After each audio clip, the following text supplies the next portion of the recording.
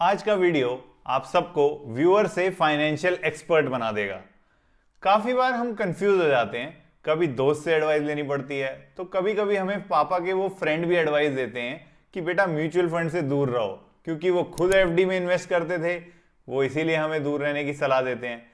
लेकिन हमें किसकी सलाह लेनी चाहिए, ये कंफ्यूजन आज खत्म हो जाएगी, क्योंकि आज ये वीडियो में आप ये जान जाएंगे कि एक एक्सपर्ट कैसे म्यूचुअल फंड को पिक करते हैं।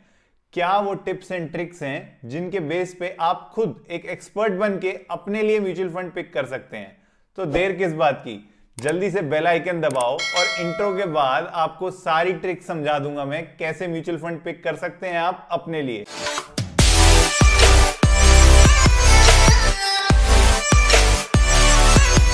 इस वीडियो का एम है आपको फाइनेंशियल एक्सपर्ट बनाना।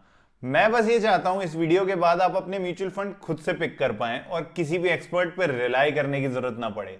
तो कुछ जेनेरिक और स्पेसिफिक टिप्स मैं आपको इस वीडियो के थ्रू बताऊंगा। जेनेरिक वो हैं जो सब पे अप्लाई होंगी कोई भी म्यूचुअल फंड बाय करने से पहले, और स्पेसिफिक जो पर्सन टू पर्सन वेरी करेंगी। सबसे पहले कुछ जेनेरिक टिप्स देख लेते हैं। पहला पॉइंट है डायरेक्ट वर्सेस रेगुलर। हाँ, हम सबको पता है कि डायरेक्ट म्यूचुअल फंड में एजेंट कमीशन होता है और रेगुलर में नहीं होता, लेकिन मैं एक एग्जांपल के साथ आपको दिखाना चाहता हूं कि कितना बड़ा डिफरेंस है इन दोनों में। अगर आपने आईसीआईसीआई प्रूडेंशियल का small cap fund direct variant लिया होता तो आपको सिर्फ और सिर्फ 0.63% की एक्सपेंस रेशियो पे करनी पड़ती।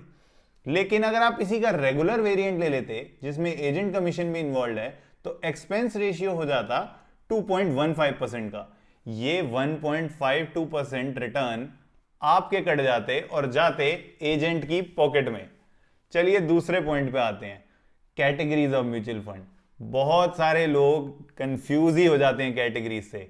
Large cap mutual fund, small cap mutual fund, hybrid mutual fund, debt mutual fund, इतनी सारी कैटेगरीज, किस में इन्वेस्ट करें?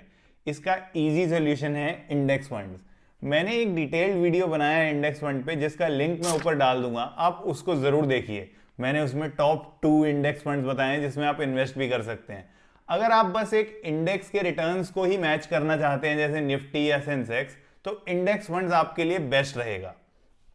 तीसरा पॉइंट, अगर आप इंडेक्स फंड से सेटिस्फाइड नहीं है और आप एक्टिव फंड्स में इन्वेस्ट करना चाहते हैं और इंडेक्स से ज्यादा रिटर्न्स चाहते हैं, तब आपको देखना होगा पास्ट परफॉर्मेंस।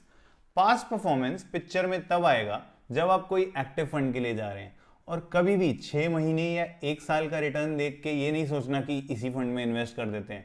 हो सकता है उस म्यूचुअल फंड ने जो स्टॉक्स पिछले साल बाय किए उन्होंने अच्छा रिटर्न दे दिया होगा।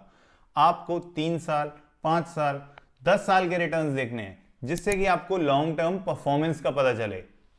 मैं जनरली पास्ट परफॉर्मेंस को ज्यादा नोटिस नहीं करता, क्योंकि मुझे सिर्फ फोकस करना है म्यूचुअल फंड के जो फंड मैनेजर है उसके एक्सपीरियंस पे। इसलिए मैं लॉन्ग टर्म रिटर्न्स देखता हूं और ये भी देख लेता हूं कि जो एक्सपर्ट मैनेजर है वो कितना पुराना है।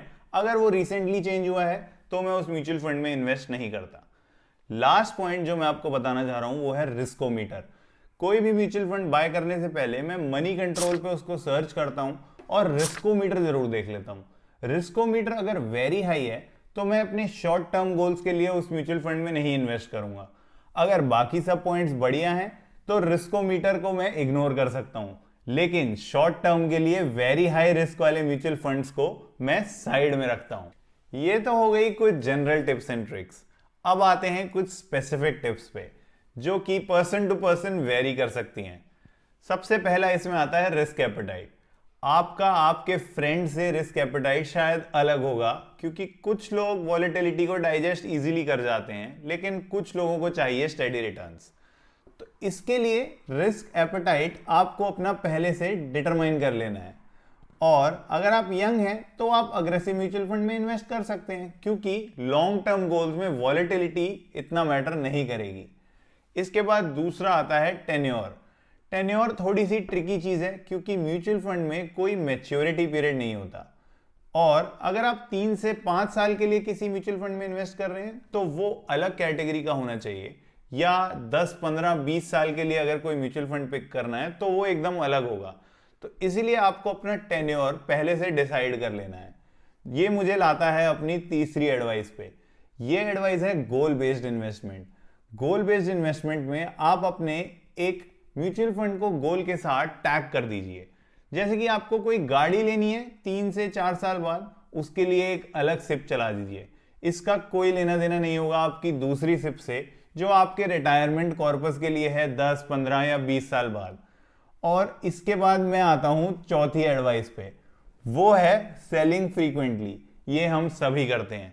6 महीने में रिटर्न्स नहीं आया तो म्यूचुअल फंड को बेच देते हैं। 1 साल में रिटर्न्स नहीं आया तो सोचते हैं कि ये म्यूचुअल फंड बेकार है, निकाल दें। सोच तो सब सकते हैं, यही हम सब ने किया भी है।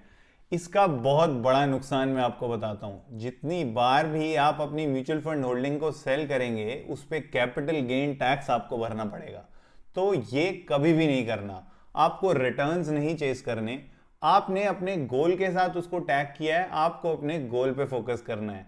और ये याद रखो, Rome was not built in one day. अब ये तो हो गए 4 जेनेरिक और 4 स्पेसिफिक टिप्स। अगर ये टिप्स आपको हेल्प करते हैं तो आप वीडियो को लाइक जरूर कीजिएगा। और अगर कोई भी इनपुट्स या फीडबैक है, कोई भी सवाल है, तो कमेंट सेक्शन में डाल दीजिए, मैं जरूर आपको जवाब दूंगा। This is your friend Lokesh signing off. See you in the next one.